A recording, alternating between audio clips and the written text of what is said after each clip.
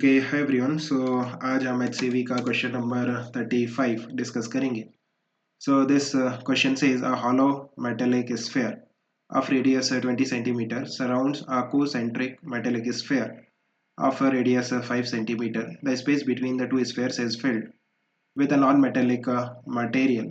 The inner and outer spheres are maintained at 50 and 10 degrees Celsius respectively, and it is found that 100 joule of heat passes from inner sphere to the outer sphere per second.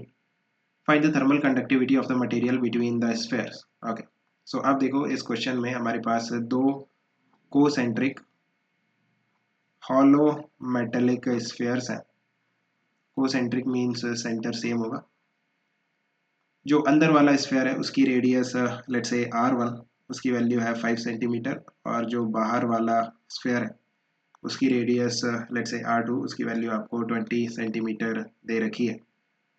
Now ये जो space है, this space between the two spheres, इसे हमने किसी material से fill किया है। Let's say उसकी जो थर्मल कंडक्टिविटी है दैट इज K। जो अंदर वाली सरफेस है उसका टेम्परेचर आपको दे रखा है कितना, that is how much is the temperature of the inner surface, that is 50 degree Celsius, and बाहर वाली जो सरफेस है उसका टेम्परेचर आपको 10 डिग्री सेल्सियस दे रखा है। सो आप देखो कि जो हीट करंट है वो हायर टेम्परेचर से लोअर टेम्परेचर की तरफ मूव करेगा। इट मीन्स अंदर वाली सरफेस से बाहर वाली सरफेस की तरफ रेडियल डायरेक्शन में हमारे पास हीट करंट आएगा, है ना। The direction of heat current will be radially outward, and जो हीट करंट होगा that is temperature difference. Temperature difference कितना है, 50 minus 10 which is 40। 50 minus 10 that is the temperature difference divided by thermal resistance, right? Can you find the value of thermal resistance for this system? आप देखो thermal resistance की value find out करने के लिए आपको क्या करना पड़ेगा, आप किसी डिस्टेंस x पे जाओगे एंड dx थिकनेस का, यहाँ पे x डिस्टेंस पे जाके dx थिकनेस का हमें एक डिफरेंशियल एलिमेंट लेना पड़ेगा। The thickness of this is dx, and इस डिफरेंशियल एलिमेंट में जो हीट करंट आ रहा है वो रेडियली आउटवर्ड डायरेक्शन में आ रहा है। मींस इस डायरेक्शन में आपके पास हीट करंट आ रहा है, right. Radially outward heat current flow कर रहा है।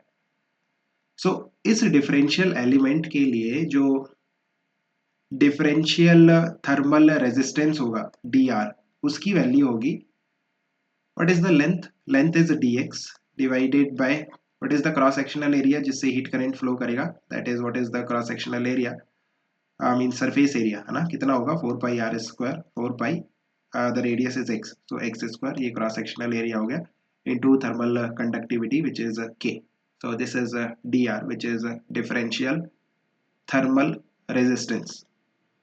नाउ अगर आपको टोटल थर्मल रेजिस्टेंस चाहिए है देन आप इंटीग्रेट कर सकते हो dr को, that is integration of dr। आप देखो जो k है वो कांस्टेंट है, 4 पाई भी कांस्टेंट है, सो ये इंटीग्रेशन के बाहर आ जाएगा। You have to integrate 1 upon x square with respect to dx, right. From r1 to r2 जो आपका x है वो कैसे वेरी करेगा, r1 से लेकर के r2 तक, है ना। अंदर वाले स्फीयर के लिए रेडियस r1 और बाहर वाले के लिए r2, तो जो आपका x है वो r1 से r2 तक वेरी करेगा। Now you can easily simplify this 1 upon 4 pi k integration of 1 upon x square, which is minus 1 by x. The limit will be from r1 to r2. So यहाँ पे 1 upon 4 pi k, just put the limits. r2 put करोगे तो minus 1 upon r2 आएगा. So you can say 1 upon r1 minus 1 upon r2, है ना। आप limits put करके ये वेरीफाई कर सकते हो। Now this is the value of thermal resistance। अगर हम बात करते हैं कि जो सिस्टम हमें दिया हुआ है उसके लिए R1 की वैल्यू कितनी है, the value of R1 is 5 centimetre, और you can say 5 by 100 metre, and the value of R2 that is 20 centimetre, और you can say 20 upon 100 metre. सो अगर हम इसमें पुट करते हैं देन जो थर्मल रेजिस्टेंस आएगा that will B 1 upon 4 pi के 1/R1, so 1/R1 कितना हो जाएगा 100/5, 100/5 माइनस 1/R2 कितना हो जाएगा 100/20, so 100/20, so this will be 20 and this will be 5, so ये कितना हो जाएगा 15, it means 15/4 pi k, that is the value of thermal resistance, right? ये thermal resistance है 15/4 pi k, ये जो वैल्यू है ये कितनी आ रही है 15/4 पाई के। और जो हीट करेंट की वैल्यू आपको दे रखी है क्वेश्चन में, जो हीट करेंट है देखो आपको दे रखा है 100 joule of heat passes from inner surface to outer surface per second. कितनी हीट पर सेकेंड पास कर रही है, that is nothing but heat current which is 100, so the value of I is 100.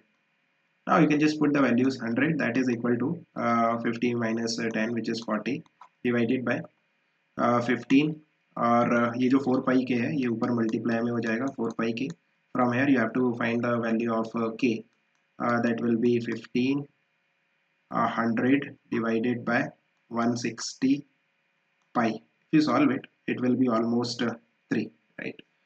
You can do the calculation and verify this. Hope you have understood. Keep working hard. Best of luck. Bye.